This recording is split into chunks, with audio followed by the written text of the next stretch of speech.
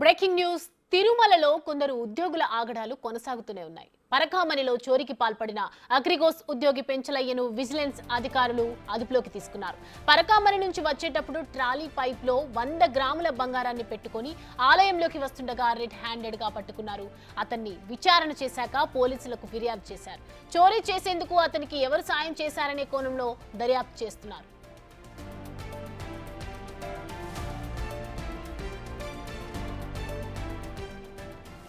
Gold biscuit ని ట్రాలీలో దాచి తీసుకువెళ్తుండగా vigilance అధికారులు గుర్తించారు.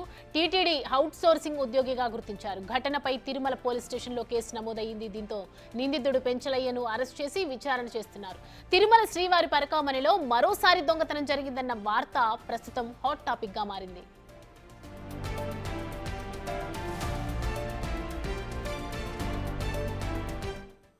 ఇక అంశానికి సంబంధించి మరిన్ని అప్డేట్స్ మా ప్రతినిధి దామోదర్ అందిస్తారు. దామోదర్, గోల్డ్ బిస్కెట్ లాగా కనిపిస్తోంది, పైప్ లో తీసుకెళ్తున్నట్టుగా కనిపించింది.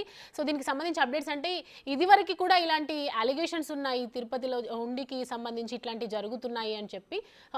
సో పూర్తి వివరాలు ఏంటి?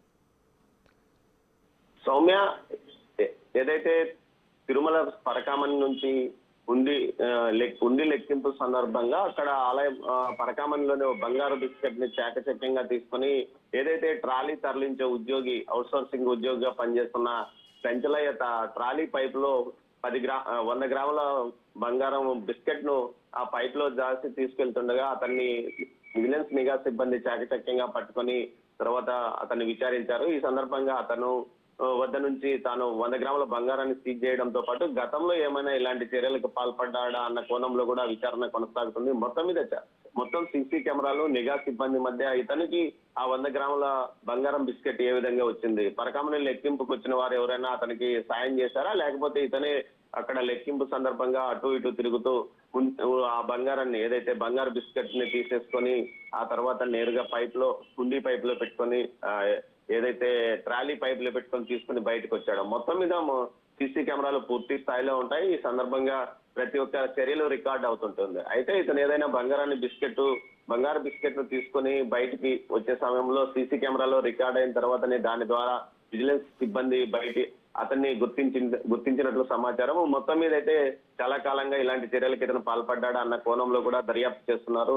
నిన్న రాత్రి అతన్ని పూర్తి స్థాయిలో విచారించిన తర్వాత విజిలెన్స్ అధికారులు అతన్ని తిరుమల 1 టౌన్ పోలీస్ స్టేషన్ కి అప్పగించారు. 1 టౌన్ పోలీసులు కేసు నమోదు చేసుకుని అతని మీద ఎఫ్ఐఆర్ కూడా నమోదు చేశారు. దీంతో పాటు అతన్ని విచారించి మధ్యాహ్నం తర్వాత అతన్ని కోర్టుకు పంపించే అవకాశం ఉంది. మొత్తం మీద ఈ మధ్య కాలంలో ఇలాంటి విషయాలు ఏమాత్రం జరగలేదు. గతంలో పరకామణి చోరీ కేసు ఇప్పటికీ పెద్ద ఎత్తున వివాదం నడుస్తున్న నేపథ్యంలో మరోసారి పెంచలయ్య అనే వ్యక్తి చోరీకి పాల్పడడం విశేషము.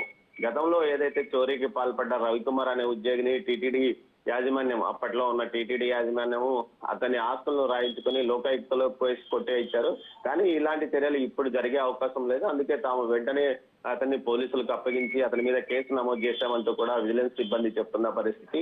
దీంతో పాటు పెంచలయ్యను విచారిస్తున్నారు. అతనికి లోపల ఎవరైనా బిస్కెట్ ఏ విధంగా ఇచ్చారు, గతంలో ఇలాంటి చర్యలకు పాల్పడ్డా అన్న కోణంతో పాటు అతన్ని ఉద్యోగంలో తీసుకున్న సందర్భంగా అగ్రిగోస్, ఏదైతే ఏజెన్సీ కంపెనీ అయిన అగ్రిగోస్ అతని పూర్తి స్థాయిలో అతని గురించి బ్యాక్గ్రౌండ్ విచారణ లేకుండా ఎవరైనా సిఫార్సు మీద ఉద్యోగంలోకి తీసుకున్నారా అన్న కోణంలో కూడా అగ్రిగోస్ ప్రతినిధులను పిలిపించి విచారిస్తున్నట్టు సమాచారం. మొత్తం మీద అయితే టీటీడీ ఏదైతే పరకామణి నుంచి చోరీకి పాల్పడ్డ ఈ పెంచలయ్యను అదుపులోకి తీసుకున్నారో, అదుపులోకి తీసుకుని పోలీసులకు అప్పగించిన నేపథ్యంలో ఇలాంటి గతంలో ఏమైనా జరిగాయా, ఈ విధంగా కొత్త మార్గం కనిపెట్టుకున్నాడు. ముఖ్యంగా ఏదైతే ట్రాలీ పైప్ లో బంగారాన్ని పెట్టుకోవడం అంటే గతంలో ఇలాంటి చర్యలకు ఎవరూ పాల్పడలేదు. దుస్తుల్లో గానీ, లో దుస్తుల్లో గానీ దామోదర్, అంటే నిన్న కాక మొన్న చూస్తూ ఉన్నాము మనము తిరుపతిలో తొక్కిసలాట ఘటనకు సంబంధించి కూడా సేఫ్టీ అధికారులు తొందరగా రాకపోవటం, నిర్లక్ష్య వైఖరి వల్ల మరణించడము, కొంతమంది బాధితులు హాస్పిటల్లో పడ్డము, ఇదంతా చూస్తూనే ఉన్నాము.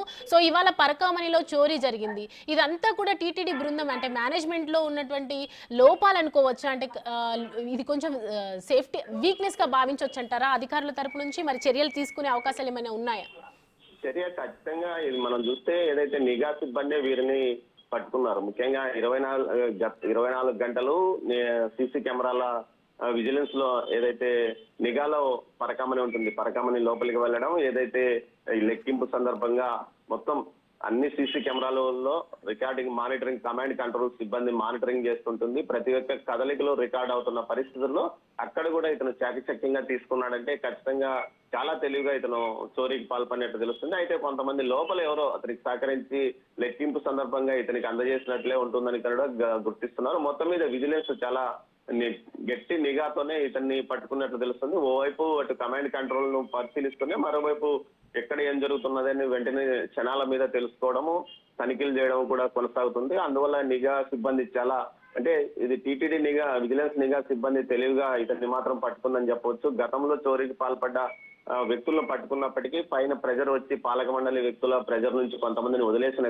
ఘటనలు కూడా ఉన్నాయి. కానీ ఈసారి మాత్రం విజిలెన్స్ చాలా సీరియస్ గా వెంటనే దొరికిన వెంటనే అతన్ని విచారించింది. పూర్తిగా అతని మీద ఒక కంప్లైంట్ రైజ్ చేసి ఎఫ్ఐఆర్ కూడా నమోదు చేయించింది. మొత్తం మీద విజిలెన్స్ అధికారులు గట్టి పట్టుదలతో పనిచేయడం వల్లనే ఇతన్ని పట్టుకోగలిగారని చెప్పవచ్చు. మరోవైపు ఏదైతే ఇక్కడ కింద తొక్కిసలాట జరిగిండేది సమన్వయం ఏదైతే కిందనున్న